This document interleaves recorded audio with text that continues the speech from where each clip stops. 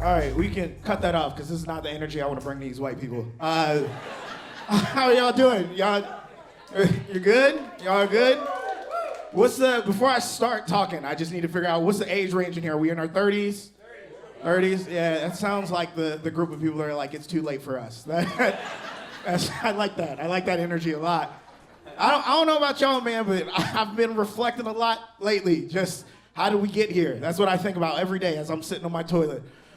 What did we do? I just celebrated my 38th birthday, so thank y'all.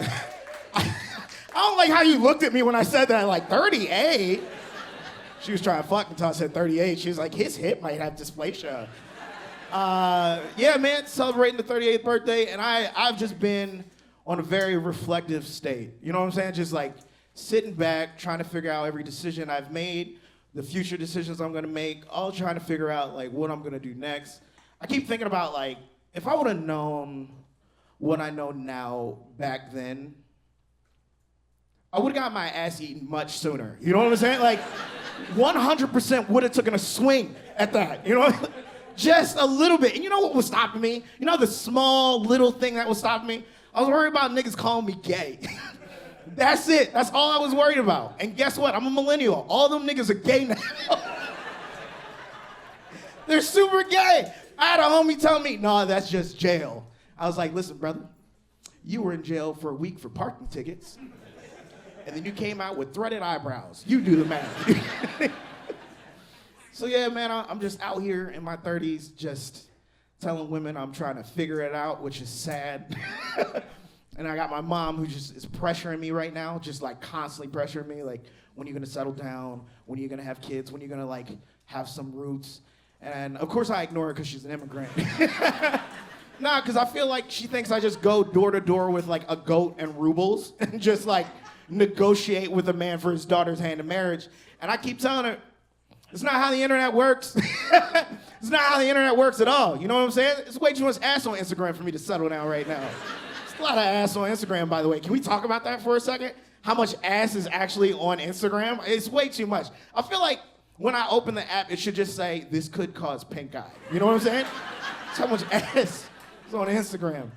That's really embarrassing to say to a room full of people. That's what my algorithm is. I'm being very vulnerable right now. That is my algorithm, by the way. It's ass, dogs, my friends' kids, who I block. Because honestly, I shouldn't know what your kids' names are. I shouldn't even know what they look like. In fact, when I call or I visit, your kids' names are, tell that little nigga I said what's up. You know what I'm saying? Like, that's your kid's name. So I'm trying. I'm trying. I want to be in love, I think. Or maybe I just want a fleshlight and a PS5. I haven't really figured it out. It just looks cool. Like, it looks nice on all of y'all. You know what I'm saying? Like, finding the person you can, like, listen to chew for an hour. That feels good. That feels like I want that. Baby sister, she fell in love. All my friends, they're all in love. They're all in their second marriage. Meanwhile, I struggle to open a Capri Sun. You know what I'm saying? Like, do we stab? Do we slide? I don't know. My sister, she's in love, bro. She's like in love too. Like love. Like, I hate love. She be posting this dude, I'd be jealous.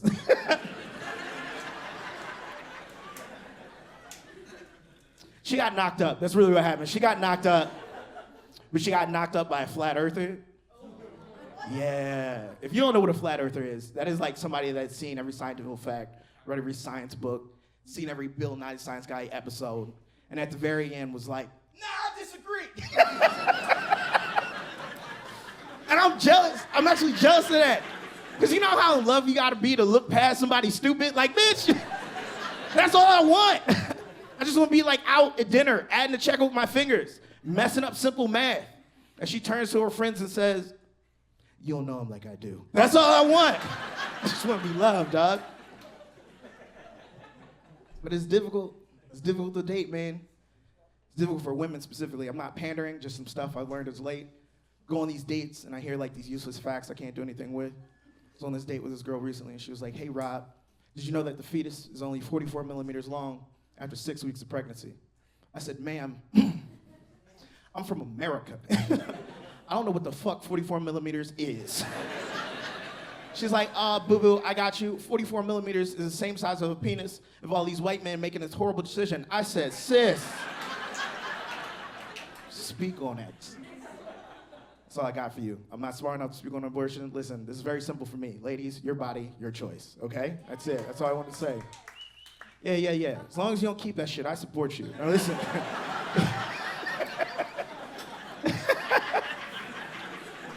Difficult to date, man. It's difficult to date. So yeah, I'm trying to figure it out, man. I got a therapist. Yeah, I locked eyes with a woman when I said that in here. She was like, oh, I like that. I like that a lot. Yeah, I got a therapist, man. It's cool having a therapist, man. I like my therapist. My therapist is black. And I'm black. And when you black and you got a black therapist, that's like having a grandma without the disappointment. I told my therapist I had a white girlfriend. Instead of hit me with the she went,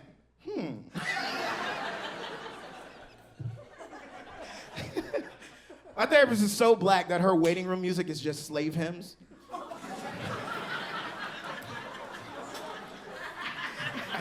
I love telling that joke and watching the white guilt just climb over you guys. Yeah, man, I was in a session with my therapist recently, and she was like, Rod, I really think the issue that you're having in your relationships is that you're not being vulnerable enough. Men know how that hurts. Like, as a man to hear, like, you need to be more vulnerable. There's dudes in here with their hats on. You know how tough? You know how hard that is for a man with a hat on to hear be vulnerable? He's like, I don't know if that's for me. You know what I'm saying? Being vulnerable as a man is just being comfortable enough to look yourself in the mirror butt-ass naked with your dick on medium soft. No, and that's just how you present to the world, baby boy. You know what I'm saying? Ladies, let me put you on game. There's a few of you right now that are sitting next to a dude whose dick barely encroaches on their balls. You know what I'm saying? Like, if I just had to take a bet, I've bet you've seen more intimidating gargoyles than you've seen dicks in your life. So yeah, man, I'm trying to be in love. It's tough.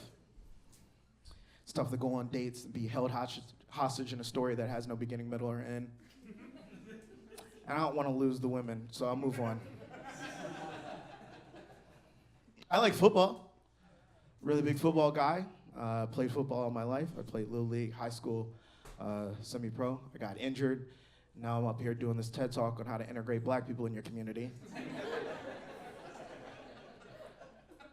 Now I just settled on being like a fan. I'm just a fan of football. I like to play fantasy football. I don't know if anybody knows what that is. That's when you take like real life players, put on an imaginary team, bet your mortgage. That's the only way to play the game. Last year I had a really good team though. I had Christian McCaffrey, I had Tyreek Hill, I had the Ravens defense. I'm from Baltimore originally, shout out to them. We got Lamar Jackson, Action Jackson. Highlight King, that's my dog. He replaced Joe Flacco, white dude, average, y'all get it? Flacco did take us to Super Bowl, though. It was Ravens against the 49ers. It was Harbaugh against Harbaugh. Brother against brother. Father had to choose who he loved at the end. It was really emotional.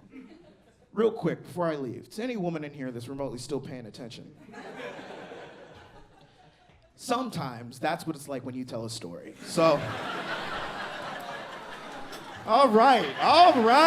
There we go. We got through it. I like this crowd. I like the energy. You're watching Jam Comedy, and we couldn't keep it heady without your support. So make sure to hit that like button, share this video with your friends, subscribe, and hit the bell to change your preferences to notify all. Join us for a show via the link in the description, and thanks for supporting live comedy.